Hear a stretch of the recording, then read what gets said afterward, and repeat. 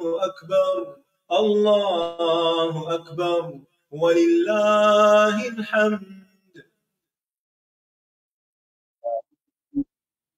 من الشيطان بسم الله الرحمن الرحيم الحمد لله رب العالمين الرحمن الرحيم مالك يوم الدين إياك نعبد وإياك نستعين اهدنا الصراط المستقيم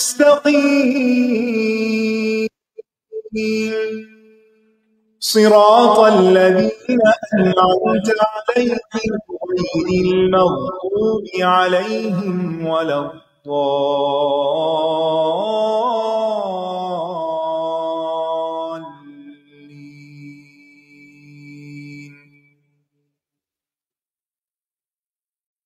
السلام علیکم ورحمۃ اللہ وبرکاتہ. نحمده ونصلی علی رسولہ الکریم اما بعد فاعوذ باللہ من الشیطان الرجیم بسم اللہ الرحمن الرحیم رب اشرح لی صدری ویسر لی امری واحلل عقدۃ من لسانی یفقہوا قولی. أم يقولون افترى على الله كذبا فإن يشأ الله يختم على قلبك ويمحو الله الباطل ويحق الحق بكلماته إنه عليم بذات الصدور. ام یقولون افترى علی اللہ کذبا، یا وہ کہتے ہیں کہ اس نے گھڑ رکھا ہے اللہ پر جھوٹ. کون کہتے ہیں؟ اہل مکہ. کس کے بارے میں؟ محمد صلی اللہ علیہ وسلم کے بارے میں. کیا؟ ان کے دعوی نبوت پر کہ وہ اپنے دعوے میں جھوٹے ہیں، معاذ اللہ. اللہ تعالیٰ فرماتے ہیں اگر ایسا ہوتا کہ محمد صلی اللہ علیہ وسلم اپنے پاس سے کوئی ایسا دعویٰ کر رہے ہوتے تو فَإِن يَشَأِ اللَّهُ، پھر اگر اللہ چاہتا، يَخْتِمَ عَلَى قَلْبِكَ، مہر لگا دیتا آپ کے دل پر. یعنی اللہ آپ کو ایسا کرنے نہ دیتا. اللہ تعالیٰ آپ کے دل پہ مہر لگا دیتا جس سے وہ قرآن محو ہو جاتا، جس کے گھڑنے کا اندیشہ تھا.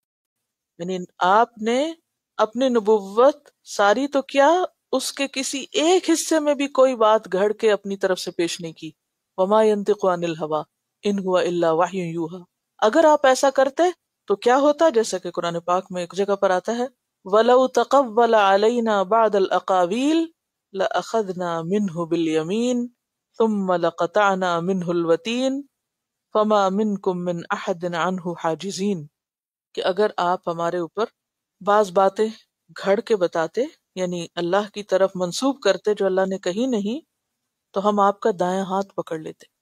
یعنی اللہ تعالیٰ نبی صلی اللہ علیہ وسلم کو مخاطب کر کے فرما رہے ہیں کہ اگر آپ خود سے گھڑ کے کچھ باتیں ہم سے منسوب کرتے تو ہم آپ کا دائیں ہاتھ پکڑ لیتے، نہیں ہم آپ کو کرنے نہ دیتے. ثم لقطعنا منه الوتین، پھر ہم آپ کی رگے گردن کاٹ دیتے، اور تم میں سے کوئی بھی ہمیں اس کام سے روکنے والا نہ ہوتا، کوئی بچا نہ سکتا. فَإِن يَشَأِ اللَّهُ يَخْتِمْ عَلَى قَلْبِكَ وَيَمْحُ اللَّهُ الْبَاطِلَ، اور مٹا دیتا ہے اللہ باطل کو. کیونکہ اگر یہ قرآن باطل ہوتا تو اللہ یقیناً اس کو بھی مٹا دیتا. تو یہ بات قرآن کی سچائی پر دلیل ہے کہ یہ سچا ہے، کیونکہ اب تک اس کا وجود باقی ہے. وَيُحِقُّ الْحَقَّ بِكَلِمَاتِهِ، اور حق کر دیتا حق کو اپنے کلمات کے ساتھ، یعنی اپنے دلائل کے ساتھ.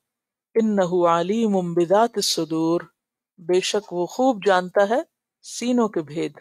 تو اس بات سے کفار مکہ کے اس دعوے یا اس پروپیگنڈے کی تردید ہو رہی ہے کہ جس میں وہ آپ پر الزام لگاتے کہ اللہ نے آپ کو نبی بنا کے نہیں بھیجا بلکہ آپ نے یہ جھوٹا دعویٰ کر رکھا ہے اور ایک یعنی بیکار کا قصہ شروع کر رکھا ہے، اس کی کوئی حقیقت نہیں، ڈھونگ رچا رکھا ہے جیسے عام زبان میں کہتے ہیں.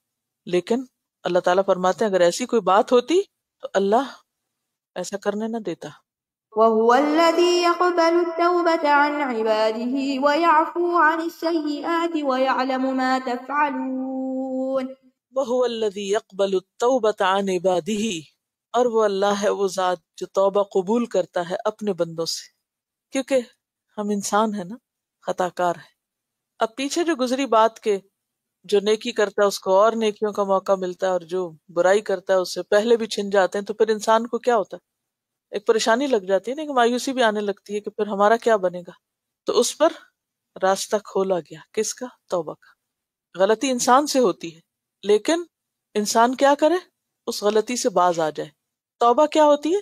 توبہ کا لفظی معنی ہوتا ہے پلٹنا، رجوع کرنا، لوٹ آنا۔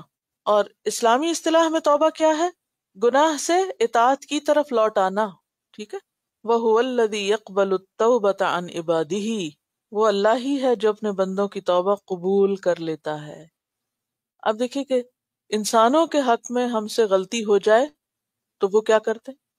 دل چاہے تو مانتے ہیں، دل چاہے تو معذرت کو قبول نہیں کرتے، ہوتا نا ایسے۔ لیکن اللہ کی ذات کیسی کہ وہ توبہ رد نہیں کرتا بلکہ کیا کرتا ہے؟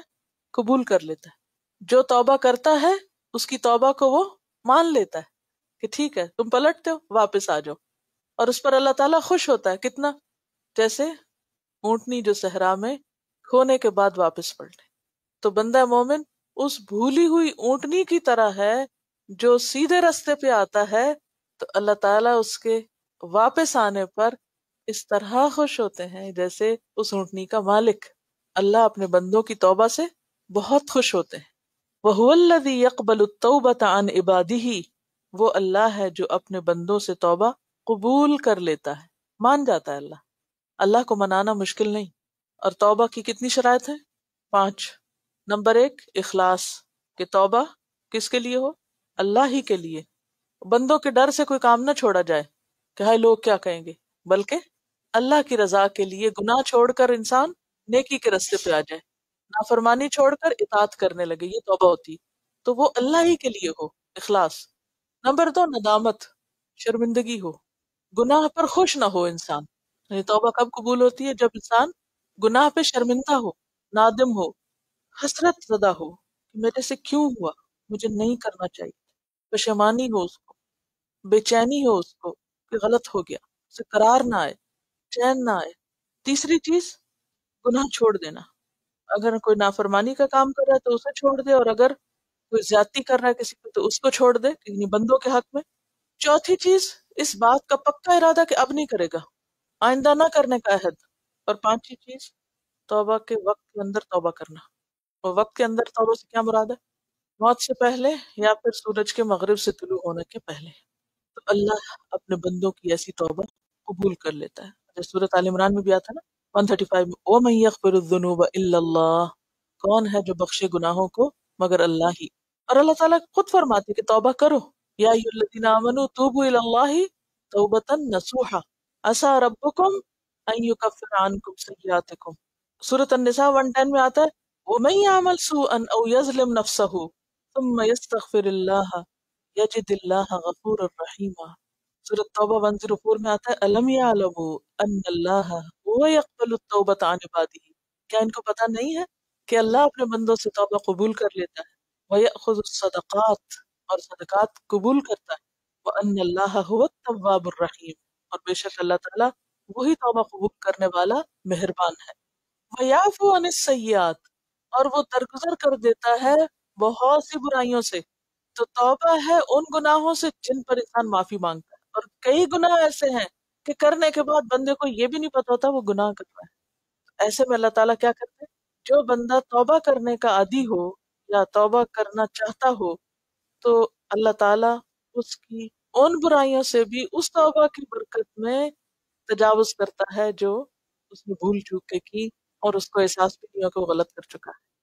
اور پھر یہ بھی یاد رکھیے کہ ایک توبہ کلی ہوتی ہے اور ایک توبہ جزوی ہوتی ہے۔ کلی توبہ کیا ہے؟ جیسے کفر سے اسلام کی طرف آنا، تو اس سے کیا ہوتا ہے؟ سارے گناہ معاف ہو جاتے ہیں۔ جزوی توبہ کیا ہوتی ہے؟ جیسے کسی ایک خاص برائی سے یا غلطی سے معافی مانگنا۔ مثلا آپ نے جھوٹ بولا، پھر آپ کو بہت احساس ہوا، آپ صرف جھوٹ سے توبہ کر رہے ہیں، اور آپ کو یہ یاد نہیں کہ جھوٹ کے بعد آپ نے غیبت بھی کی تھی، احساس ہی نہیں۔ اب آپ ایک غلطی سے تو توبہ کر رہے ہیں اور دوسری بھی ساتھ کی ہوئی ہے، اس کی طرف خیال بھی کوئی نہیں۔ تو ایسے میں اللہ تعالیٰ توبہ قبول کرتے ہیں بڑے بڑے گناہوں سے، اور چھوٹی چھوٹی خطائیں جو ہوتی ہیں ان کو ساتھ بونس میں معاف کر دیتے ہیں. تو وہ کلی توبہ بھی قبول کرتا ہے اور جزوی توبہ بھی. ایک برائی پر توبہ کرنا بھی آپ ایسے کرتے ہیں نا، کبھی کہتے ہیں اللہ سارے گناہ معاف کر دے، اور کبھی کسی ایک خاص برائی کو، موقع کو پن پوائنٹ کر کے کہ یا اللہ میں نے یہ غلطی کی ہے تو میرا قصور معاف کر دے، اسے ایک چیز کو ٹارگٹ کر کے.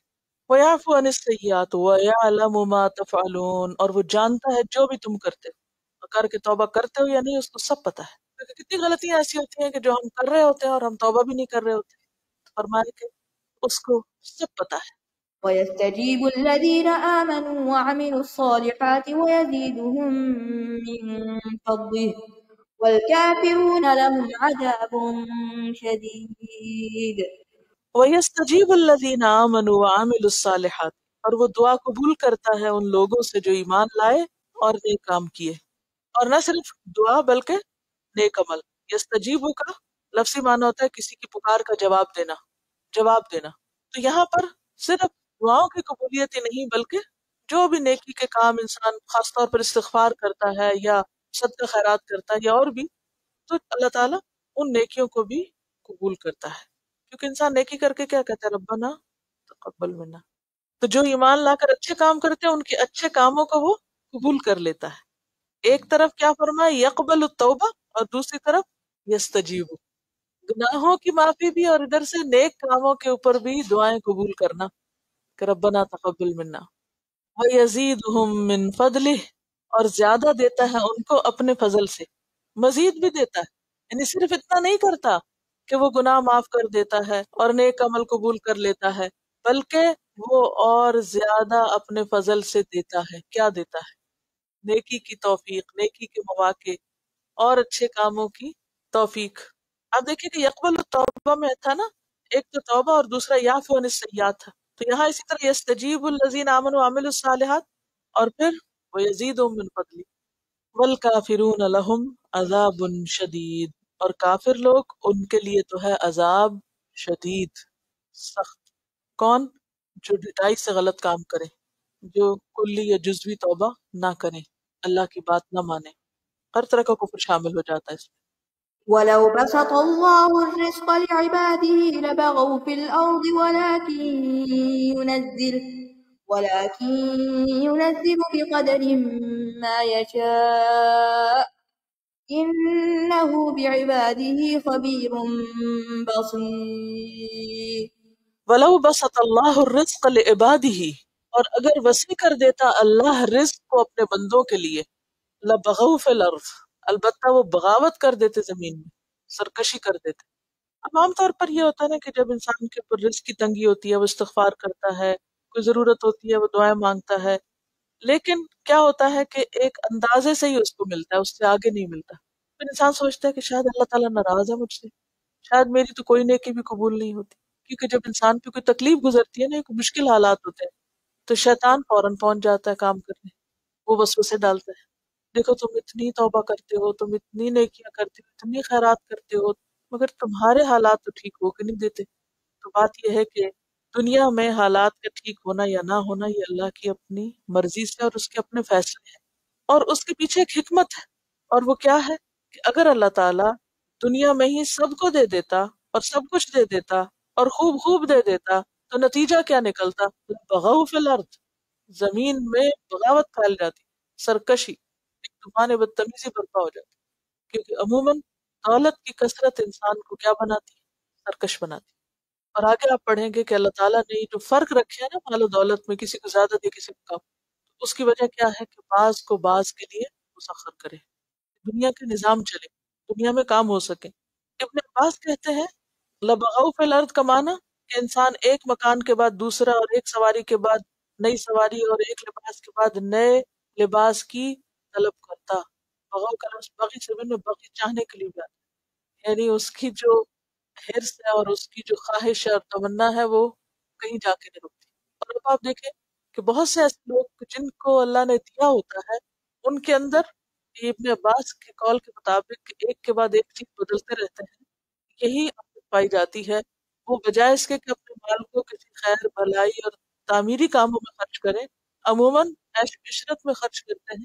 اچھی بلی ایک چیز ہوگی اس کو تبدیل کر لیں، اچھا بلا گھر رہنے کے قابل ہے اور اس میں کوئی نقص نکل آئے گا اب اس سے بڑا یا اس سے زیادہ اچھی لوکیشن پہ یا اس سے زیادہ بہتر اور ایسی فیسلٹیز، چلو اس کو بدلو.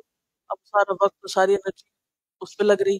اچھا سواری اچھی کے لیے کام چل رہا ہے، اب اس پہ شان تو نہیں ہو، کس کو کیسے پتا چلے کہ کتنی دولت، اب اس کو بدلو. اب اور کچھ نہیں تو گھر کے اندر کے فرنیچر کو بدلو. وہ اچھا والا کام چل رہا ہے، کس لیے بدل رہے ہیں؟ چونکہ پیسے ہیں تو جتنے جتنے ہیں جو جو آ رہے ہیں اس سے کیا ہو رہا ہے کہ مزید بیکار کی ضروریات بڑھ. وہ ضروریات نہیں ہے، ایک تو ہوتا ہے نا ضرورت ہوتی ہے، ایک چیز ایسی ہے کہ جس میں آپ کی ضرورت ہے، اور ایک چیز ایسی ہے کہ جس میں محض بس دل کی خواہش ہے، ضرورت کچھ بھی نہیں. تو چند لوگوں کے طرز عمل سے اندازہ کیا جا سکتا ہے کہ اگر سب کے پاس یہ سب ہوتا تو پھر سب کی دوڑ کس پر لگی ہوئی ہوتی، یہی کرنے میں. اور دوسرا معنی کیا کیا گیا ہے کہ پھر سرکشی اور غرور اور تکبر اور زیادہ بڑھ جاتا، کیونکہ بغی کا معنی ظلم بھی لیا گیا ہے. اور ابھی آپ دیکھ رہے ہیں جس کی لاٹھی اس کی بھینس، کہ جس کے پاس مال و دولت ہوتا ہے بعض اوقات وہ اپنی اس مال کی قوت کی وجہ سے غریب کو 2 وقت کی روٹی نہیں کھانے دیتا. وَلَٰكِن يُنَزِّلُ بِقَدَرٍ مَّا يَشَاءُ، لیکن وہ اتارتا ہے اندازے کے ساتھ جو وہ چاہتا ہے، جتنا وہ چاہتا ہے. سورۃ الحجر میں بھی آپ نے پڑھا 21. وَإِن مِّن شَيْءٍ إِلَّا عِندَنَا خَزَائِنُهُ، کوئی چیز نہیں ہمارے پاس مگر یہ کہ اس کے خزانے ہیں ہمارے پاس. وَمَا نُنَزِّلُهُ إِلَّا بِقَدَرٍ مَّعْلُومٍ، اور نہیں ہم اتارتے اس کو مگر معلوم اندازے کے ساتھ، یعنی جتنی ضرورت ہوتی ہے اتنا ہی دیتے ہیں، کیونکہ اللہ کو پتہ ہوتا ہے کہ کس کو کتنا دینا چاہیے. ایک روایت میں آتا ہے حدیث قدسی کہ میرے بندے ایسے بھی ہیں جن کی صلاحیت مالداری میں ہے، اگر میں انہیں فقیر بنا دوں تو وہ دینداری سے بھی جاتے رہیں گے. میرے بعض بندے ایسے ہیں کہ ان کے لائق فقیری ہی ہے، اگر وہ مال حاصل کر لیں اور تونگر بن جائے تو اس حالت میں گویا ان کا دین فاسد کر دو، یعنی وہ دین سے جائیں. تو اللہ تعالیٰ روک کے رکھتا ہے پھر کہ ان کے لیے اتنا ہی کافی ہے، اس سے آگے جانے سے ان کا دین چلا جائے گا. اور یہ ہوتا ہے نا کہ بعض اوقات ایک شخص کے پاس کچھ نہیں ہوتا، وہ اللہ کی طرف خوب رجوع کرنے والا ہوتا ہے، لیکن جو ہی ہاتھ کھلتا ہے سب کچھ بھول جاتا ہے، اللہ کی نافرمانی میں خرچ کرنے لگتا ہے. اور بعض لوگوں پہ آپ نے دیکھا ہوگا کہ جتنی دولت زیادہ ہوتی اتنی مقدمے بازیاں زیادہ اور اتنا کمپٹیشن زیادہ اور اتنا ہی ایک دوسرے کے مقابلے میں سرکشی اور غرور اور تکبر اور ظلم اور زیادتی. وَلَٰكِن يُنَزِّلُ بِقَدَرٍ مَّا يَشَاءُ إِنَّهُ بِعِبَادِهِ خَبِيرٌ بَصِيرٌ، بے شک وہ اپنے بندوں کے ساتھ باخبر بھی ہے، دیکھنے والا بھی ہے.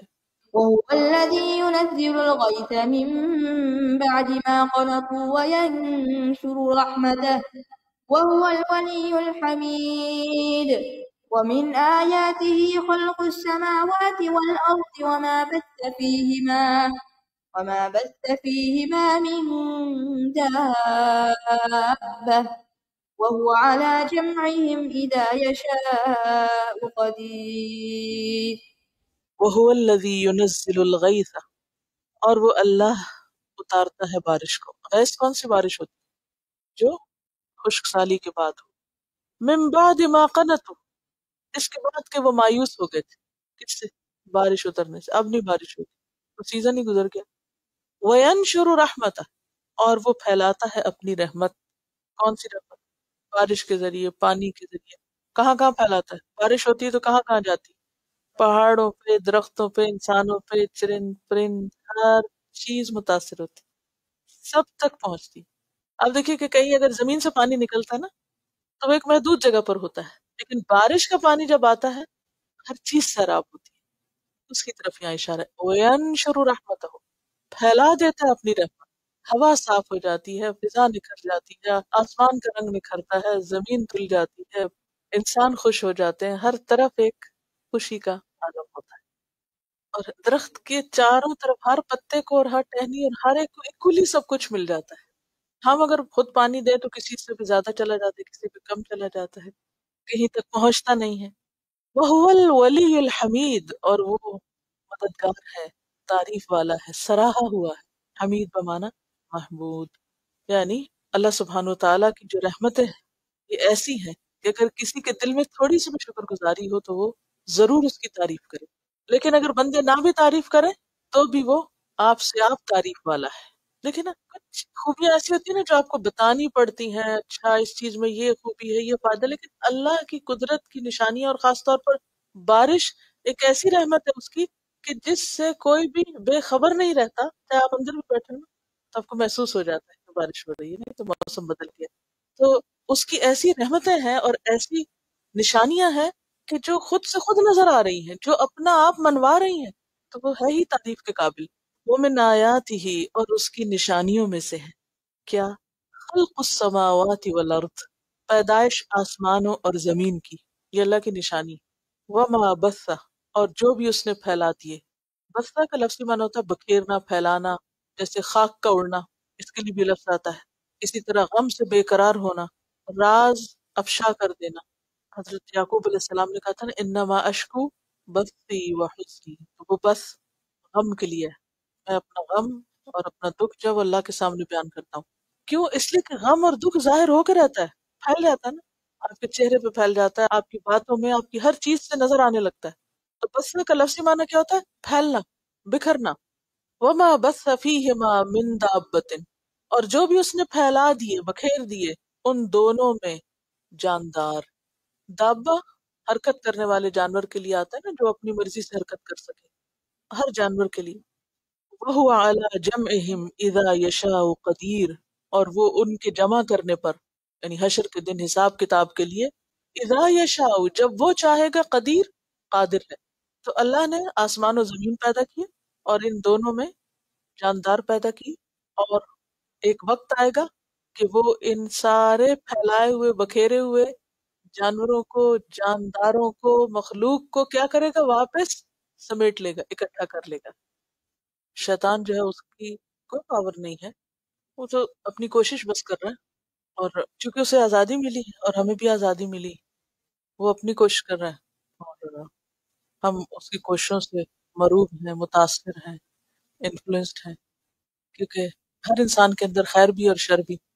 تو جب خیر کی قوتیں انسان کے اندر کمزور ہونے لگتی ہیں تو وہ نوالا بننے لگتا ہے شر کی قوتوں کا. تو شیطان جو ہے اس کے شر کو ابھارتا ہے اور وہ اس کے ساتھ مل کر غلط رستوں پہ اس کو لے جاتا ہے. لیکن جب انسان کا خیر کا حصہ پاورفل ہوتا ہے تو وہ اوور کم کر جاتا ہے، اس کے پندے میں نہیں آتا. وما أصابكم من مصيبة فبما كسبت أيديكم ويعفو عن كثير. وما اصابکم من مصیبت، اور جو بھی پہنچی تم کو کوئی مصیبت، کوئی شدت، کوئی تکلیف، وبما کسبت ایدیکم، تو پس بوجہ اس کے جو کمائی کی تمہارے ہاتھوں نے، تمہاری اپنی کمائی کے نتیجے میں تم پر مصیبت آئی. اب یہ مصیبت کیا ہے؟ یہ مصیبت دکھ تکلیف بھی ہے، اور سب سے بڑی مصیبت نیکی کے موقع سے محرومی.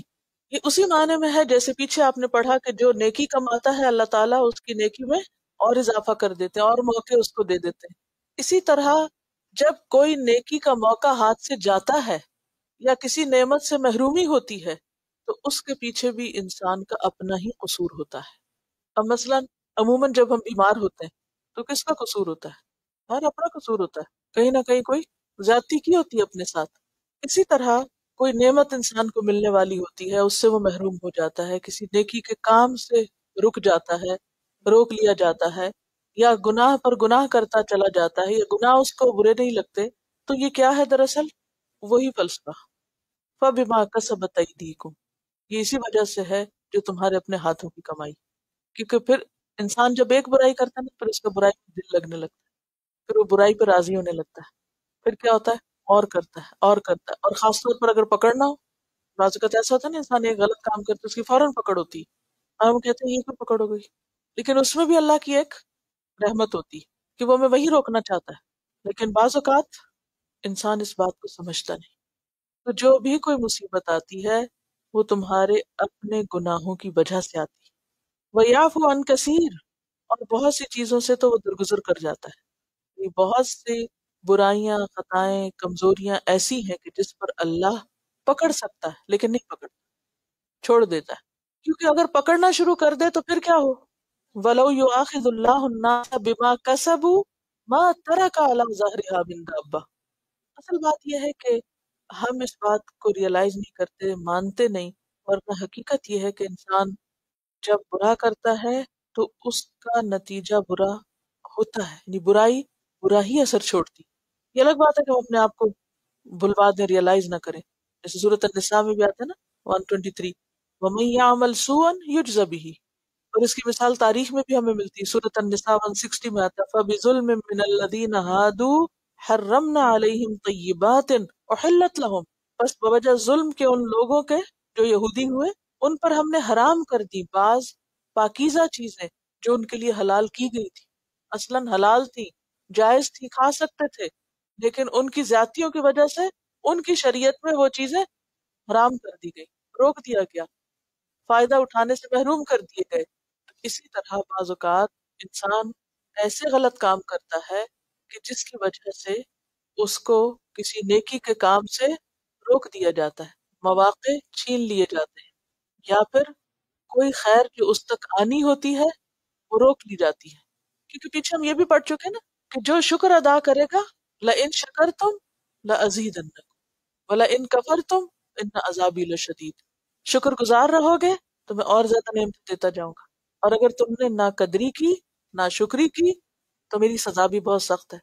تو وما اصابکم من مصیبت فبما کسبت ایدیکم ویعفو عن کثیر. وما أنتم بمعجزين في الأرض وما لكم من دون الله من ولي ولا نصير ومن آياته الجوار في البحر كالأعلام وما انتم بمعجزین فی الارض، اور نہیں تم عاجز کرنے والے زمین میں. کس کو؟ اللہ کو. کہ اب کوئی اللہ سے لڑ نہیں سکتا یا یہ نہیں کہہ سکتا کہ کیوں اللہ آپ نے مجھے توفیق نہیں دی نیکی کرنے کی. وما لکم من دون اللہ من ولی ولا نصیر، اور نہیں تمہارے لیے اللہ کے سوا نہ کوئی دوست نہ کوئی مددگار. کس کام کے لیے؟ کہ اگر اللہ کسی خیر کا دروازہ بند کر دے تو پھر وہ تمہارے لیے کھول دے، یا اللہ اگر پکڑنا چاہے تو وہ تم سے ہٹا دے. ولی اور نصیر کا معنی کئی دفعہ گزر چکا ہے. تو کوئی شخص اللہ کا مقابلہ نہیں کر سکتا. دنیا میں تو اگر ہمیں پتہ چلے کہ فلاں شخص نے ہماری کوئی چیز روک دی ہے، چاہے غلطی ہماری ہو، تو ہم فوراً ایک دم ریئیکشن کا شکار ہو جاتے ہیں. اچھا اس نے میرے ساتھ ایسا کیا، میں اس کو ایسا مزہ چکھاؤں گا. بعض اوقات ناروا مزہ چکھانے کی تدبیریں کرنے لگتے ہیں. لیکن اللہ کے ساتھ تو کوئی ایسا کر سکتا ہی نہیں. کہتے ہیں نا چوری الٹا سینہ زوری. ایک تو غلط کام کیا اور پھر اس میں پکڑے گئے تو مزید دھمکیاں. بعض مجرموں کا یہی حال ہوتا ہے نا کہ وہ غلط کرتے ہیں، پھر ان کی پکڑ ہوتی ہے تو پھر وہ اور زیادہ تڑی دکھانے لگتے ہیں. لیکن اللہ کے ساتھ کوئی ایسا نہیں کر سکتا. اور پھر اس کی قدرت کی نشانی بھی بتائی گئی. وَمِنْ آيَاتِهِ الْجَوَارِ فِي الْبَحْرِ كَالْأَعْلَامِ. کیسی ہے اس کی قدرت؟ اس کی نشانیوں میں سے ہیں کشتیاں. جواری کس کی جمع ہے؟ جاریتن کی. جاریہ کشتی کو کہتے ہیں کیونکہ جاری ہوتی ہے نا، پانی میں چلتی چلی جاتی ہے. سورۃ الحاقہ آیت 11 میں آتا ہے اِنَّا لَمَّا طَغَى الْمَاءُ حَمَلْنَاكُمْ فِي الْجَارِيَةِ، کہ جب پانی اپنی حد سے بڑھ گیا تو ہم نے تم کو کشتی میں سوار کیا. کس کی طرف اشارہ ہے؟ نوح علیہ السلام کی کشتی کی طرف. تو جاریہ کشتی کو کہتے ہیں. اچھا جاریہ چھوٹی لڑکی کو بھی کہتے ہیں کیونکہ ان کو چلنے میں مشکل نہیں ہوتی، چلتے جاتے. وَمِنْ آيَاتِهِ الْجَوَارِ فِي الْبَحْرِ، اور اس کی نشانیوں میں سے ہیں کشتیاں جو سمندر میں ہیں. کل اعلام، پہاڑوں کی طرح. اعلام جو ہے علم کی جمع ہے، اور علم کا معنی پہاڑ ہوتا ہے. ویسے نشانی کے لیے بھی آتا ہے، علامت جس کے ذریعے کسی چیز کا علم ہو. دیکھیں کہ اب تو دنیا بہت ترقی کر گئی. آپ نے زمین کے مختلف حصوں کو تقسیم کر دیا اور اس کے کانٹیننٹس بنا دیے اور پھر اس میں مختلف کنٹریز کے نام دے دیے. ایک وقت ایسا تھا نا جب یہ کوئی بھی نام نہیں تھا. اب ایک شخص ٹریول کر رہا ہے ایک علاقے سے دوسرے علاقے کی طرف، کیا نشانی ہوتی تھی؟ مختلف علاقوں کی زمینوں کی پہچان پہاڑوں سے ہوتی تھی. تو پہاڑ کیا ہے؟ زمین کے نشان بھی ہے. ٹھیک ہے کہ سرخ رنگ کے پہاڑوں کا علاقہ ہے، سیاہ پہاڑ ہیں، مشرق کدھر ہے، مغرب کدھر ہے. تو ان بہت سی چیزوں کی جو پہچان ہے وہ اس کے لیے پہاڑ بطور نشانی استعمال ہوتے ہیں. وَمِنْ آيَاتِهِ الْجَوَارِ فِي الْبَحْرِ كَالْأَعْلَامِ. تو اعلام وہ چیز جس سے کسی چیز کا علم ہو سکے، نشانی. اور ویسے معنی ہوتا ہے پہاڑ. پہاڑوں کی طرح کشتیاں، یعنی بڑے بڑے جہاز سمندر میں اس طرح کھڑے ہوتے ہیں جیسے پہاڑ ہو.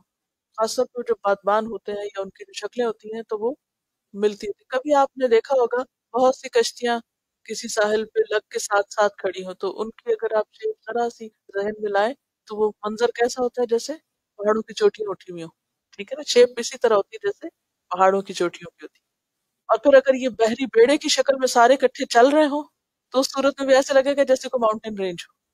وَمِنْ آيَاتِهِ الْجَوَارِ فِي الْبَحْرِ كَالْأَعْلَامِ، اور حیران کن یہ کہ خشکی میں تو ہو، سمندر کے اندر، پانی میں، جی یہ بتا رہی ہیں کہ اب تو ایسے ایسے جہاز موجود ہیں کہ جس میں 5-5 10-10 ہزار لوگ بیک وقت سفر کرتے ہیں، اور اس میں ہر طرح کی وہ سہولت موجود ہوتی ہے جو خشکی پر ہوتی ہے، جیسے شاپنگ سینٹر ہیں بیچ میں، سوئمنگ پولز ہیں، اسکول ہیں، ہر طرح کی نعمتیں، یعنی جیسے ہائی رائزز ہوتے ہیں زمین پر، اسی طرح جہازوں کے اندر بھی ملٹی سٹوری گھر ہیں یا شاپنگ سینٹرز ہیں، واٹ ایور۔ تو ہیوج جہازوں کی طرف اشارہ ہے، اور وہ دور سے پہاڑوں کی طرح نظر آتے ہیں۔ تو یہ اللہ کی قدرت کی نشانی ہے کہ کس طرح پانی کے اوپر یہ سب کچھ کھڑا ہے، پانی وہ جو خود کہیں نہیں ٹھہرتا، اس کے اوپر اتنا کچھ ٹھہر جائے۔ إن يشأ يسكن الريح فيظللن رواكد على ظهره إن في ذلك لآيات لكل صبار شكور أو يوبقهن بما كسبوا ويعفو عن كثير ويعلم الذين يجادلون في آياتنا ما لهم من محيص إن يشاء يسكن الريح، اگر وہ چاہے ہوا روک دے، فیظللن رواکد علی ظہری، تو ہو جائیں ٹھہری ہوئی، رواکد رکعت سے، کسی چیز کا اپنے سہارے قائم اور ثابت ہونا، ترازو کا برابر ہو کر ٹھہر جانا، اس کے لیے بھی آتا ہے۔ تو وہ کشتیاں یا وہ جہاز ٹھہر جائیں علی ظہری ہی، اس کی پشت پر، اس کی سمندر کی، سمندر کی پیٹھ پر سب کچھ رک جائے، کچھ بھی نہ چل سکے۔ تو یہ اللہ کی خاص رحمت ہے کہ سمندر کے اوپر ہر وقت ہوا موجود ہوتی ہے جو ان کشتیوں کو چلنے میں مدد دیتی ہے۔ ان فی ذلک لآیات، بے شک اس منظر میں بہت سی نشانیاں ہیں، لیکن کس کے لیے؟ لکل صبار شکور، ہر صابر و شاکر کے لیے، اور یہ دونوں مبالغہ کی صیغے ہیں، صبار اور شکور۔ صبار کون؟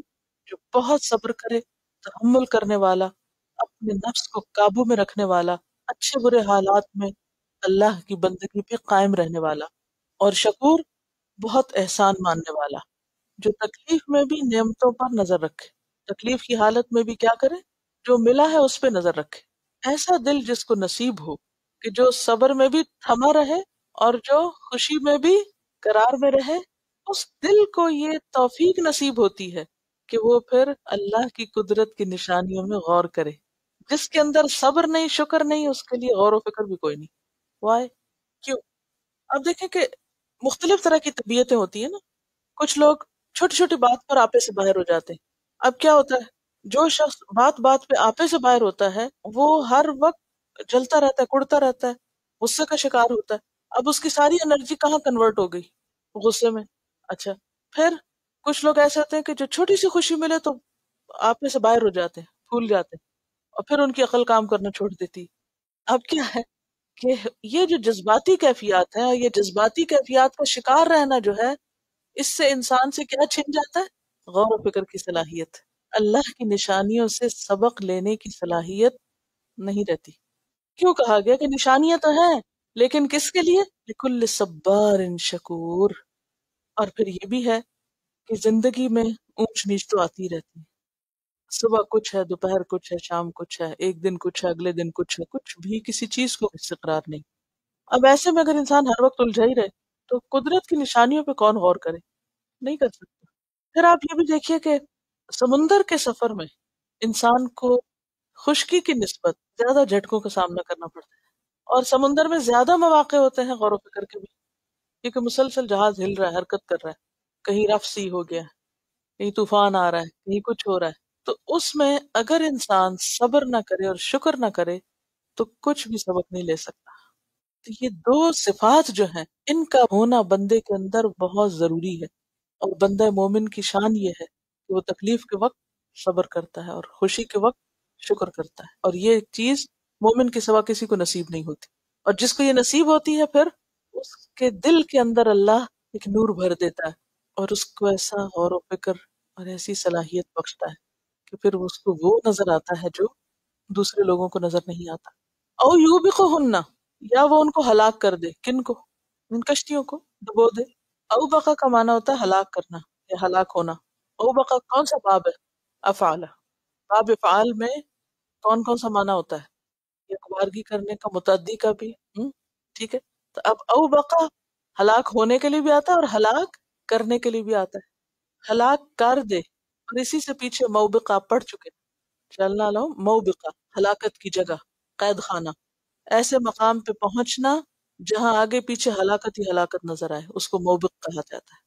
او یوبقہن، یا ان کو ہلاک کر دینی تیز آندھی سے، بما کسبوا، بوجہ اس کے جو انہوں نے کمائی کی، یعنی ان کے اعمال کے بدولت۔ وَيَعْفُ عَنْ كَثِيرٍ، اور وہ معاف کر دیتا ہے، درگزر کرتا ہے بہت سی چیزوں سے۔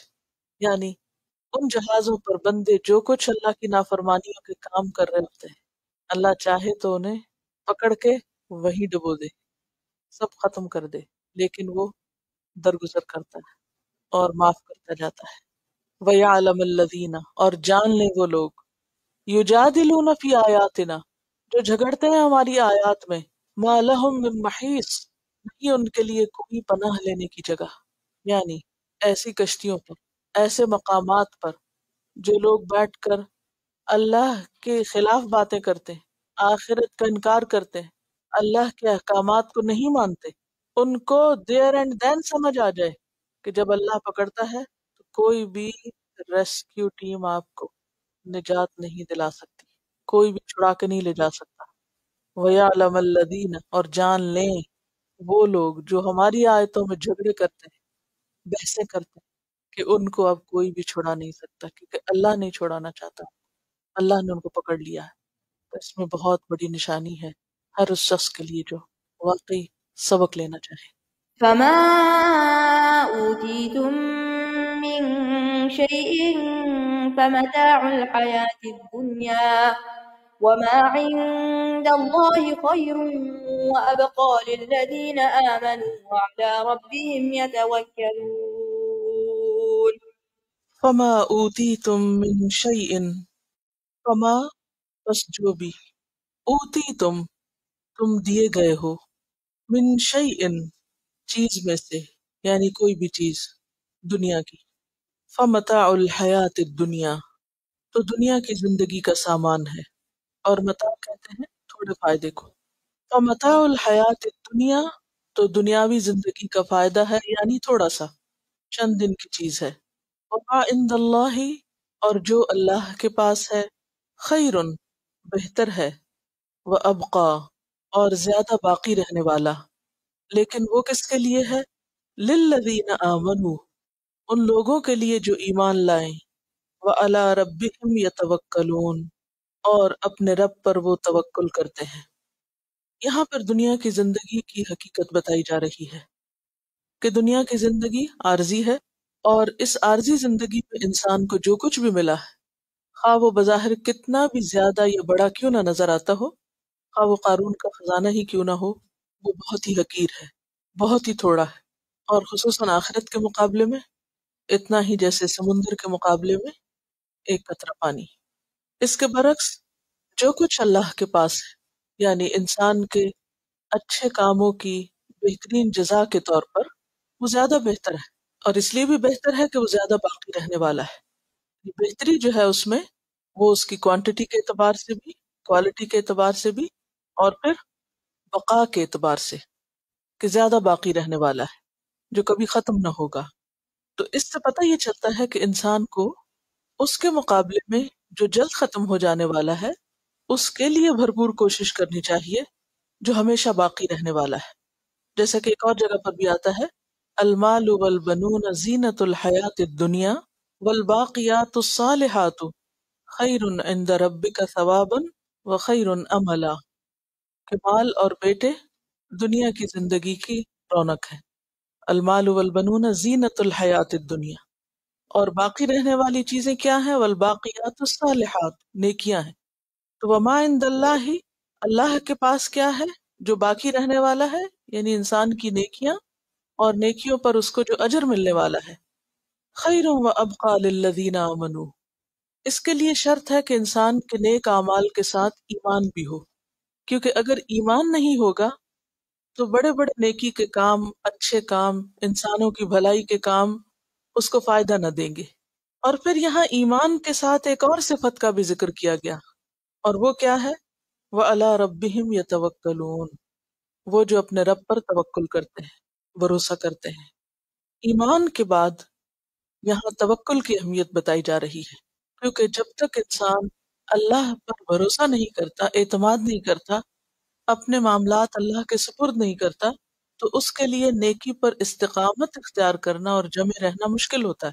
انسان جب بھی کوئی نیکی کا کام کرتا ہے، خیر اور بھلائی کے راستے میں آگے بڑھتا ہے، تو اس کو طرح طرح کے اندیشے، خوف اور فکر لاحق ہوتے ہیں کہ اگر میں دنیا سے کٹ گیا یا ہر معاملے میں میں نے اللہ کی اطاعت کی تو پھر میری دنیا کا فلاں اور فلاں نقصان ہو جائے گا۔ ایسے میں وہ شخص جس کا رب پر بھروسہ نہ ہو وہ رسک نہیں لے سکتا، کیونکہ آخرت کے فائدے کے لیے بہت دفعہ دنیا قربان کرنا پڑتی ہے، اور آخرت کے مقابلے میں، یعنی بعد میں ملنے والے فائدے کے مقابلے میں جلد ملنے والے فائدے سے انسان کب کنارہ کشی کر سکتا ہے؟ جب وہ اپنے رب پر توکل کرتا ہو۔ توکل کی مزید تفصیل آپ توکل علی اللہ کے موضوع پر ایک لیکچر ہے جو اسی آیت پر مبنی ہے، اس میں بھی سن سکتے ہیں، اور پیچھے بھی بہت سی آیات توکل کے بارے میں گزری ہیں۔ اور کس کے لیے ہے یہ آخرت کا اجر اور آخرت کا گھر اور ہمیشہ رہنے والی نعمتیں؟ ان لوگوں کے لیے ہیں والذين يجتنبون كبائر الإثم والفواحش وإذا ما غضبوا هم يغفرون. والذین یجتنبون کبائر الاسم، وہ لوگ جو اجتناب کرتے ہیں بڑے بڑے گناہوں سے، گناہوں میں سے بڑے گناہوں سے بچ کے رہتے ہیں۔ اجتناب کا لفظ جنب سے، جنب کہتے ہیں پہلو کو، سائڈ کو، یعنی اپنا پہلو بچا کے رکھتے ہیں، یعنی بچ کے رہتے ہیں، محتاط رہتے ہیں، ان گناہوں کا ارتکاب نہیں کرتے۔ اور کبائر جو ہے یہ کبیرہ کی جمع ہے، سورۃ النساء میں بھی آپ اس کی تفصیل پڑھ چکے ہیں۔ کبیرہ گناہ کون سا ہوتا ہے؟ ہر وہ گناہ کبیرہ ہوتا ہے جس کو شریعت نے کبیرہ بتایا ہے، یعنی قرآن و سنت نے جس کو کبیرہ کہا ہے کہ وہ بڑا گناہ ہے۔ کیسے پتہ چلتا ہے؟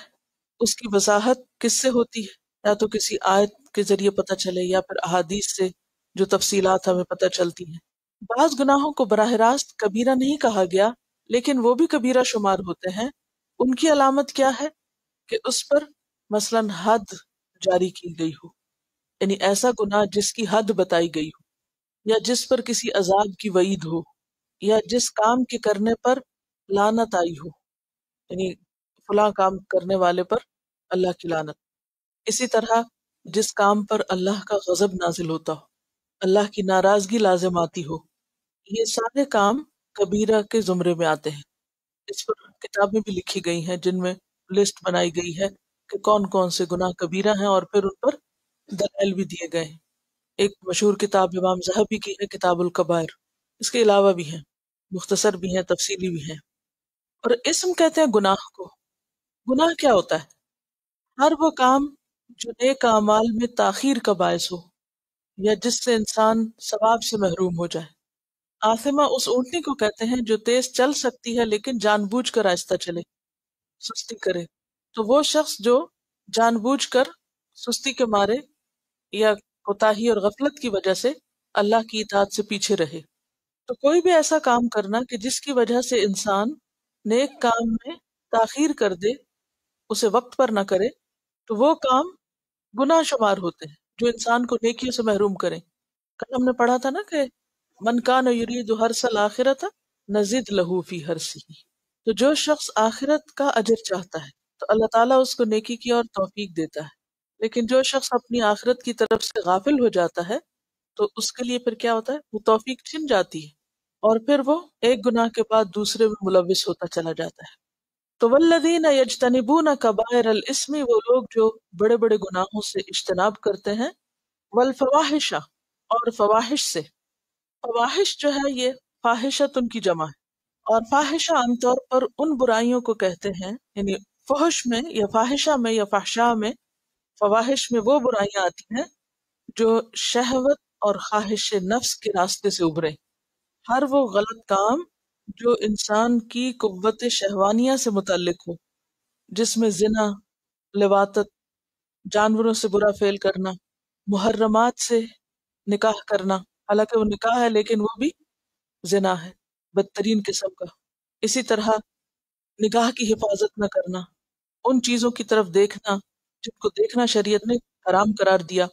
اسی طرح فحش گالیاں بکنا، مرد اور عورت کا تنہا ملنا، اسی طرح وہ چیزیں جو انسان کی شہوت کو ابھارنے والی ہوں، خواہ وہ قصے کہانیاں ہوں یا کوئی پروگرام ہو یا کوئی بھی ایسی چیز کہ جس سے انسان کی قوت شہوانیہ جو ہے انگیخت ہو، تو یہ تمام کام جو ہے یہ فحاشی میں آتے ہیں۔ چاہے ایسی سین دیکھنا، ایسی تصویریں دیکھنا، ایسے منظر دیکھنا لائیو ہوں یا دوسری طرح، کہ جو بھی انسان کی ایسی خواہشات کو ابھارتے ہوں۔ ان کا خاص طور پر الگ ذکر کیوں کیا گیا؟ کیونکہ یہ ویسے بھی کبائر میں آ ہی جاتے ہیں، ان کو کیوں ہائی لائٹ کیا گیا؟ تاکہ خاص طور پر ان سے بچنے کا اہتمام کیا جائے، کیونکہ ان سے آگے اور کئی برائیاں جنم لیتی ہیں۔ تو والذین یجتنبون کبائر الاثم والفواحش، وہ لوگ جو اجتناب کرتے ہیں بڑے بڑے گناہوں سے اور فحاشی کے کاموں سے، بے حیائی کے کاموں سے۔ سورۃ النساء میں بھی آتا ہے ان تجتنبوا کبائر ما تنہون عنہ نکفر عنکم سیئاتکم وندخلکم مدخلا کریما، 31 آیت ہے سورۃ النساء کی۔ جیسا کہ قرآن پاک میں ایک اور جگہ پر آتا ہے الذین یجتنبون کبائر الاثم والفواحش الا اللمم، سورۃ النجم۔ اس سے کیا پتہ چلتا ہے کہ قرآن مجید میں ان دو چیزوں سے خاص طور پر بچنے کا حکم دیا گیا ہے، کبیرہ گناہ اور فحش باتیں، فحش کام۔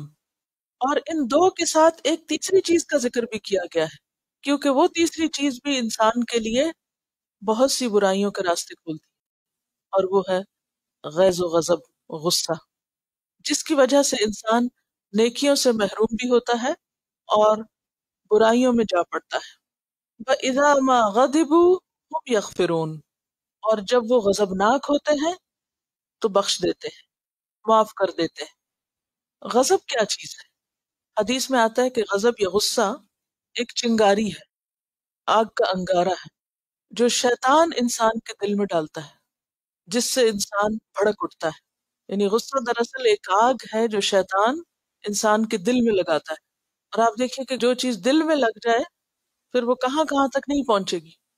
وہ اِذَا مَا غَضِبُوا، یعنی شیطانی اثر سے جب وہ غضبناک ہوتے ہیں، ہم یغفرون، تو وہ اس غصے کو طول نہیں دیتے بلکہ معاف کر دیتے، کیونکہ انسان کمزور ہے، شیطان اس کے ساتھ ہے۔ بارہا زندگی میں ایسے مواقع آتے ہیں کہ جب انسان غضبناک ہو جاتا ہے، لیکن ایسے میں پسندیدہ کیا ہے کہ انسان معاملے کو رفع دفع کر دے، اس کو طول نہ دے۔ تو ایسے لوگ آخرت کے اجر کو اور آخرت کے ہمیشہ رہنے والے، باقی رہنے والے فائدوں کو پا سکیں گے۔ غضب کے بارے میں نبی صلی اللہ علیہ وسلم نے فرمایا پہلوان وہ نہیں جو کسی کو کشتی میں پچھاڑ دے، بلکہ وہ ہے جو غصے کی حالت میں اپنے آپ کو ضبط میں رکھے، یعنی وہ بہادر ہے۔ حضرت ابو ہریرہ رضی اللہ عنہ فرماتے ہیں کہ ایک شخص نے رسول اللہ صلی اللہ علیہ وسلم سے عرض کیا کہ مجھے کچھ نصیحت فرمائیے۔ آپ نے فرمایا غصہ نہ کیا کرو۔ اس نے دوبارہ یہی بات پوچھی، آپ ہر بات یہی کہتے رہے، غصہ مت کیا کرو۔ تو اہل ایمان کی صفت کیا بتائی گئی کہ وہ غصے میں بے قابو نہیں ہوتے، بلکہ ان کا غصہ بھی اپنی حد کے اندر رہتا ہے، اور وہ غصہ آ تو جاتا ہے لیکن اس کے بعد معاف کر دیتے ہیں، یعنی جو بھی ان کو غضبناک کرے۔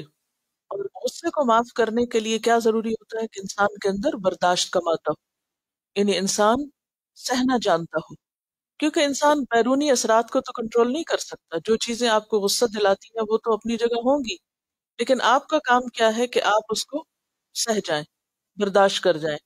اور برداشت وہی کر سکتا ہے جس کے اندر عقل ہو، وہ اس کو کنٹرول کر لیتا ہے، یعنی غضب کو عقل سے دبایا جا سکتا ہے۔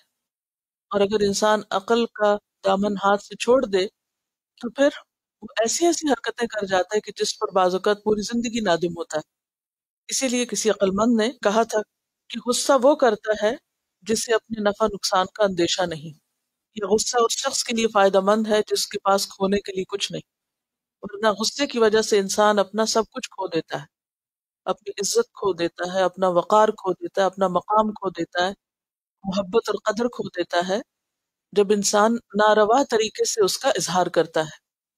نبی صلی اللہ علیہ وسلم نے اپنی ذات کے لیے کبھی کسی سے انتقام نہیں لیا تھا اور نہ ہی غصہ کیا تھا، بلکہ جب اللہ کی حدود میں سے کسی حد کو توڑا جاتا، یعنی دین کا کوئی نقصان ہوتا، تو اس وقت آپ غصہ کرتے، اس وقت آپ کا غصہ ظاہر ہوتا، لیکن کبھی بھی غصے میں خلاف عقل بات آپ نے نہیں کی۔ آپ کا چہرہ سرخ ہو جاتا، آپ کے جسم پر اس کے اثرات ہوتے، لیکن آپ کی زبان سے کبھی ناحق کلمہ نہ نکلتا۔ والذین یجتنبون کبائر الاثم والفواحش واذا ما غضبوا هم یغفرون، تو کبیرہ گناہ اور کبیرہ گناہوں میں سے فحش باتیں اور فحش باتوں میں سے بدترین چیز غصے کی حالت میں ناروا گفتگو، کیونکہ اس وقت انسان گالی گلوچ سے بھی پرہیز نہیں کرتا، کسی کو لان تان کرنے ملامت کرنے پر اس کو یہ یاد نہیں رہتا کہ میرے سامنے کوئی بڑا ہے یا چھوٹا ہے، وہ سب کچھ بھول جاتا ہے، دین اخلاق ایمان ہر چیز فراموش کر بیٹھتا ہے۔ یغفرون کا لفظی معنی کیا ہوتا ہے؟ غفرہ کا معنی ہوتا ہے ڈھانپ دینا، یعنی اس کو کنٹرول کرتے ہیں خود کے لیے اور معاف کر دیتے ہیں دوسرے کو۔ والذين استجابوا لربهم وأقاموا الصلاة وأمرهم شورى بينهم ومما رزقناهم ينفقون۔ والذین استجابوا لربہم، اور وہ لوگ جو جواب دیتے ہیں اپنے رب کو۔ استجابہ کا مطلب ہوتا ہے اجابہ، بات قبول کرنا، مان لینا۔ لربہم، اپنے رب کو، یعنی رب کی طرف سے آنے والی پکار یا رب کی بات کا جواب دیتے ہیں لبیک اللہم کہہ کے، یا جس نیکی کے کام کی طرف اللہ سبحانہ وتعالیٰ ان کو بلائیں یا ایھا الذین آمنوا کہہ کے، تو وہ کیا کرتے ہیں؟ فوراً لبیک کہتے ہیں، فوراً مان جاتے ہیں، دیر نہیں کرتے، سستی نہیں کرتے، اللہ کی اطاعت کے کاموں پر فوراً راضی ہو جاتے ہیں۔ تو والذین استجابوا لربہم، وہ لوگ جو اپنے رب کی پکار کا جواب دیتے ہیں، اور پھر خاص طور پر کس پکار کا؟ وَأَقَامُوا الصَّلَاةَ، نماز قائم کرتے ہیں۔ اب دیکھیے کہ کسی بھی نیکی کے کام کے لیے اتنا نہیں بلایا جاتا جتنا کس کے لیے بلایا جاتا ہے؟ دن میں 5 دفعہ حی علی الصلاح، حی علی الفلاح کی بات ہوتی ہے، باقاعدہ بلایا جاتا ہے۔ تو جن کو آخرت کی فکر ہوتی ہے وہ اس پکار کا فوراً جواب دیتے ہیں۔ وَأَقَامُوا الصَّلَاةَ، اور اقامت صلاۃ کیا ہوتی ہے؟ نماز کو اس طریقے پر ادا کرنا جو مطلوب ہے، سٹینڈرڈ کے مطابق۔ ان کی نماز سب سٹینڈرڈ نہیں ہوتی، بلکہ کیسی ہوتی ہے؟ جیسی مطلوب ہے، ریکوائرڈ ہے، جو بھی اس میں شرائط ہیں یا جو بھی اس میں کرنے کے کام ہے وہ اس کے مطابق کرتے ہیں۔ یہ تو ہے ان کی پرائرٹی۔ ہم ٹائم مینجمنٹ میں کتنی پرائرٹیز کی بات کرتے ہیں کہ اپنی پرائرٹیز مقرر کریں اگر آپ افیکٹولی ٹائم مینج کرنا چاہتے ہیں، لیکن اس وقت کسی کو بھی خیال نہیں آتا کہ پہلا کرنے کا کام کیا ہے اور پرائرٹی کا مطلب کیا ہے۔ ہم دنیا کے بہت سے کاموں کو اپنی پرائرٹی سمجھتے ہیں، لیکن نماز لیسٹ پرائرٹی ہو جاتی ہے۔ پھر وقت ملے تو پڑھ لیں، یا جب دل چاہے اول وقت پڑھ لیں، اور جب نہیں ہو تو تاخیر بھی ہو تو کوئی پریشانی کی بات نہیں۔ لیکن نماز چونکہ اللہ کے قرب کا بہترین ذریعہ ہے اور اللہ سے تعلق کی علامت ہے، لہٰذا وہ اس کام میں سستی نہیں کرتے۔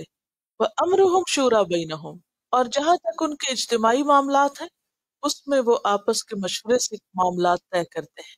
وَأَمْرُهُمْ، امر کا مطلب کیا ہوتا ہے؟ کام، حکم، معاملہ۔ ان کے معاملات، ان کے کام شورا۔ شورا جو ہے یہ فعلا کے وزن پر ہے، جیسے بشرا، عقبہ، حسنہ، اسی طرح شورا۔ اور شورا کا کیا معنی ہوتا ہے؟ مشورہ، مشاورت، تشاور۔ اور مشاورت یا مشورہ کا لفظ کس سے ہے؟ شین واو رے سے، شور سے۔ اور مشاورت کہتے ہیں آراء کے تبادلے کو، تاکہ صحیح رائے سامنے آ سکے۔ مشورہ کیا ہوتا ہے؟ آراء کا تبادلہ، ایکسچینج آف ویوز، کس لیے؟ تاکہ صحیح بات یا صحیح رائے پر عمل کیا جا سکے اور صحیح رائے سامنے آ سکے۔ یعنی ان کے جو اہم کام ہوتے ہیں وہ آپس میں مشورے کے ساتھ کرتے ہیں تاکہ ایسا نتیجہ سامنے آئے کہ جس پر سب راضی ہوں، خوش ہوں، یعنی کام کرنے میں بھی خوشی ہو اور کام کے نتیجے میں بھی خوشی ہو۔ وَأَمْرُهُمْ شُورَىٰ بَيْنَهُمْ، اس میں جب بندوں سے مشورہ کیا جاتا ہے تو وہ شورا ہے، لیکن جب اللہ سے مشورہ کیا جاتا ہے تو استخارہ ہے۔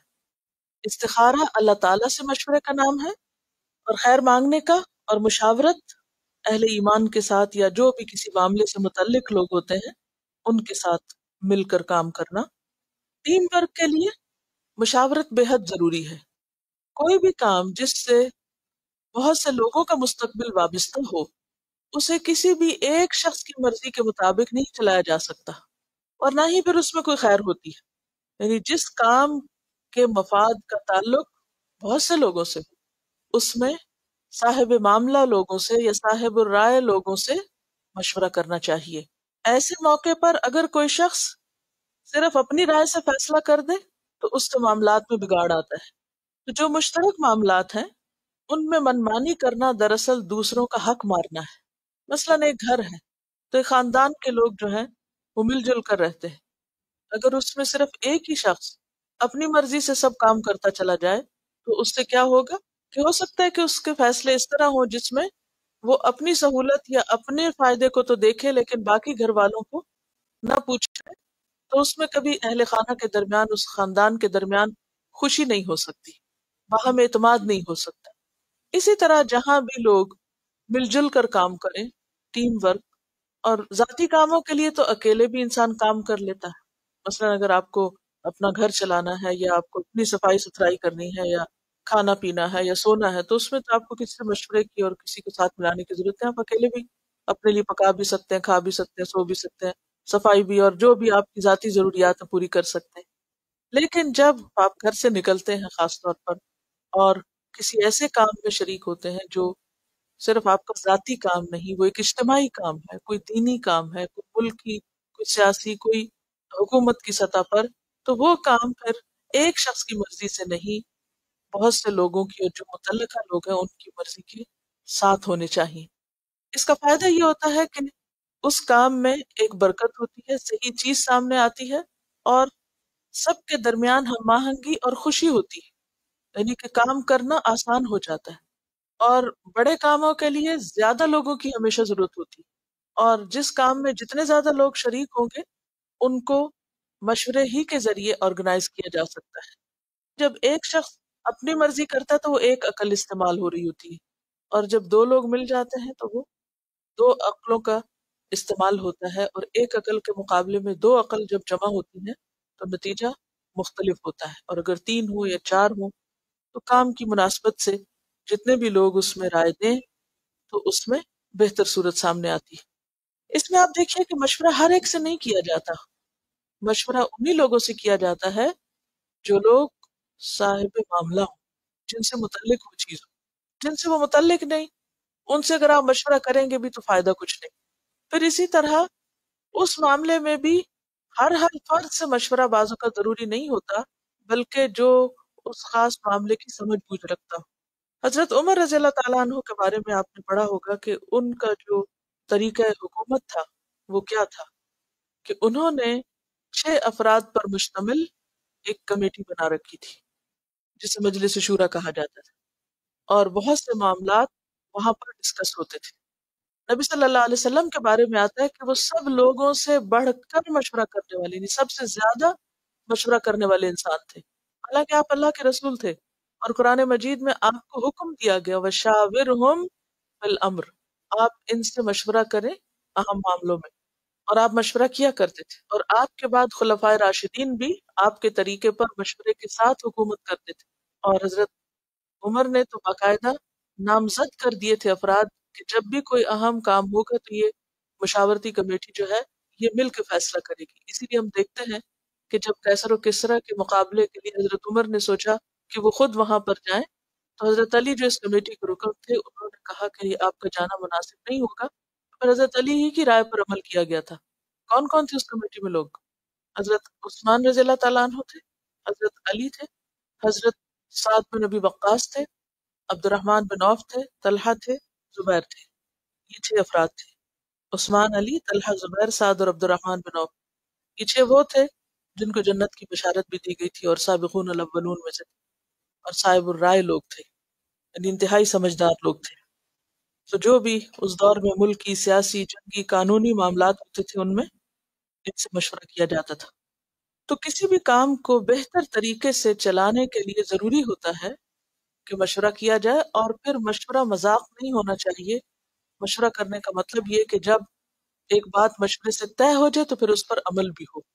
ایک مشورہ ہونا اور اس کے بعد معاملات کو باہر نکل کر بدل دینا یہ بہت سارے فساد اور خرابی کا باعث بنتا ہے، اور خیانت ہوتی ہے یہ، اور ایسی خیانت جو ہے وہ دین کے معاملے میں بے برکتی پیدا کر دیتی ہے۔ اصل میں کسی بھی مشورے کو قبول کرنے کا ایک معیار ہونا چاہیے۔ جیسے جنگ خندق تھی تو اس میں حضرت سلمان فارسی کا مشورہ قبول کیا گیا تھا، مختلف صحابہ مختلف مشورے دے رہے تھے۔ جنگ بدر میں مشورہ کامیاب رہا، لیکن جنگ احد میں جن لوگوں کا مشورہ مانا گیا اس کی وجہ سے بہت سا نقصان بھی ہوا، اور اس کے بعد پھر آپ کو تاکید کی گئی کہ اس کے باوجود بھی آپ مشورہ کریں۔ تو چونکہ انسانی کوششیں ہیں ان میں غلطی بھی ہو سکتی ہے، لیکن صحیح مشورہ خواہ وہ چھوٹے کا ہو یا بڑے کا ہو، اپنے کا ہو یا پرائے کا ہو، اس کو قبول کر لینا چاہیے، کیونکہ اسی میں پھر خیر ہوتی۔ اور ہوتا یہ ہے کہ اگر مشورے سے کوئی کام کیا جائے اور وہ خراب بھی ہو جائے تو سب کے اوپر ایکولی رسپانسبلٹی آتی، اور اگر کوئی ایک شخص فیصلہ کرتا ہے اور خرابی ہو تو پھر ساری ذمہ داری بھی اسی پر آتی۔ یہ دراصل تو سہولت پیدا کرنے کے لیے ہے کہ سب رسپانسبلٹی کو شیئر کریں، اور اسی طرح اگر کوئی کام ٹھیک ہو جائے تو اس کی خیر اور اس کا جو کریڈٹ ہے وہ بھی صرف ایک کو نہ ملے بلکہ سبھی کو ملے، تبھی خوشی رہ سکتی ہے اور تبھی ہم آہنگی ہو سکتی ہے سب کے ساتھ۔ بعض چیز ہمارے خیال میں بہت درست ہو سکتی ہے اور بعض اوقات وہ واقعی درست ہوتی بھی ہے، لیکن ہمارا کام کیا ہے کہ مشورہ دے دیں اور اس کے بعد ہم فارغ ہیں، کیونکہ ہمیں اللہ کے یہاں سرخرو ہونا ہے نا۔ مشورہ دینے کے بعد اس کو مسلط نہیں کیا جا سکتا کسی پر، اور مشورے کا ایک اصول ہے کہ متعلقہ لوگوں سے ہی ہونا چاہیے، الا یہ کہ وہ اس سے بھی متعلق بات ہو۔ ایک بات ہوتی ہے نا جو آپ سے متعلق ہے، نہیں آپ راہ جا رہے ہیں اور آپ مشورہ دے رہے ہیں، وہ ایک نصیحت میں تو آ سکتا ہے، لیکن مشورہ نصیحت سے فرق ہے۔ دیکھیے نصیحت ہر شخص کر سکتا ہے، خیر خواہی کی بات ہر ایک کر سکتا ہے، لیکن ڈیسیژن لینے کے لیے مشورہ ایک مختلف چیز ہوتی ہے۔ امر بالمعروف کا حق ہر ایک کو ہے، نہی عن المنکر کوئی بھی کر سکتا ہے، لیکن مشورہ وہ چیز ہوتی ہے کہ جس سے کسی کام کو کسی خاص نتیجے تک پہنچانا مقصود ہو، آر یا پار کرنا مقصود ہو، ٹھیک ہے۔ اور اسی طرح یہ بھی ہے کہ اہم امور میں ہوتا ہے، جیسے استخارہ اہم امور میں ہوتا ہے، اور اس کی کیا دلیل ہے؟ حدیث میں آتا ہے نا کہ جب تم میں سے کسی کو کوئی اہم معاملہ پیش آئے، وہ حدیث کے الفاظ ہے اذا ہم احدکم الامر، کہ جب کسی چیز کی فکر ہو یا کوئی چیز بھاری محسوس ہو تو پھر انسان استخارہ کرے۔ اور اسی طرح ایسے امور کے جن کا فیصلہ تنہا کرنا خطرناک ہو اس میں مشورہ کیا جائے، ٹھیک ہے۔ اور ویسے بھی اگر دیکھا جائے کہ جو معاملہ دوسروں سے متعلق ہو وہ ایک بہت بڑی ذمہ داری ہوتا ہے جس کو اٹھانا ایک شخص کے بس کی بات ہی نہیں ہوتی۔ ابن العربی کا ایک قول ہے الشورى الفت للجماعہ، مشورہ کسی جماعت یا گروپ میں محبت کا باعث بنتا ہے۔ یعنی اگر کسی گروہ کے اندر باہم محبت پیدا کرنی ہو، ٹیم ورک کو سٹرونگ کرنا ہو تو اس کے لیے کیا ضروری ہے؟ مشورہ۔ وسبب الی الصواب، اور درست راستے کی طرف جانے کا سبب بنتا ہے۔ وما تشاور قوم الا ہدوا، اور نہیں مشورہ کرتی کوئی قوم مگر یہ کہ وہ ہدایت پا جاتی۔ یعنی جس قوم کے معاملات مشورے سے طے پائیں وہ ہدایت پاتے ہیں، وہ سیدھے چلتے ہیں، اور جہاں خیانت ہو وہاں معاملات بگڑ جایا کرتے ہیں۔ وَأَمْرُهُمْ شُورَى بَيْنَهُمْ، اور یہ صفت بھی کس کی بتائی گئی؟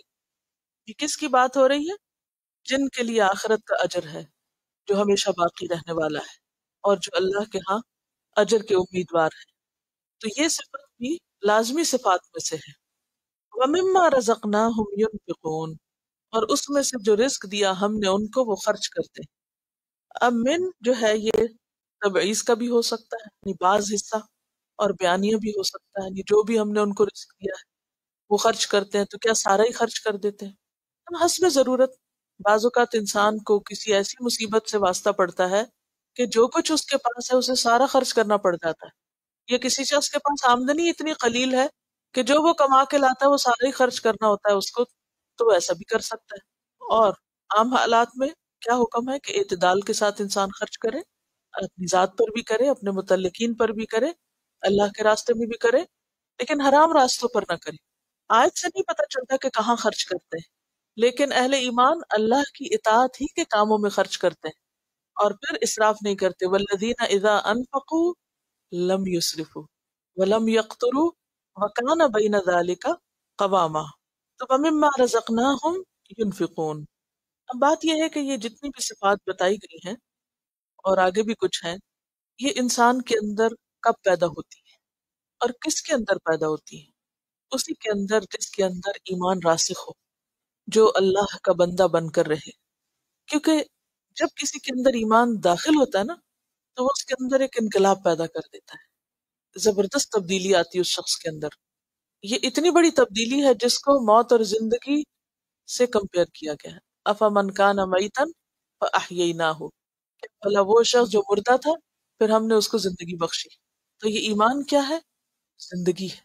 اور جب کوئی شخص زندہ ہوتا ہے، زندہ دل، زندہ ضمیر، تو پھر اس کے سارے طور طریقے بدلتے ہیں اور اس کے اندر ایک نئی شخصیت بنتی ہے، وہ ایک نیا انسان بنتا ہے. وہ نہیں ہوتا جو پہلے تھا، وہ ٹوٹلی اللہ کی مرضی کا ہو جاتا ہے. اور ایمان انسان کے اندر کیا احساس پیدا کرتا ہے کہ وہ اللہ کا بندہ ہے. یعنی سب سے پہلی چیز ہوتی ہے ایمان باللہ، لا الہ الا اللہ، اور اللہ کی عبادت کا انسان اقرار کرتا ہے. اور عبادت انسان کے اندر کس صفت کو جنم دیتی ہے؟ عاجزی، خشوع اور خضوع کو جنم دیتی ہے، التذلل. پھر انسان اپنے آپ کو بڑی چیز نہیں سمجھتا. اور جب ایک بندے کے اندر حقیقی عاجزی آتی ہے تو اس کا نتیجہ کیا ہوتا ہے؟ اللہ کے آگے تو وہ جھکتا ہی ہے، بندوں کے مقابلے میں بھی وہ عاجزی اختیار کرتا ہے.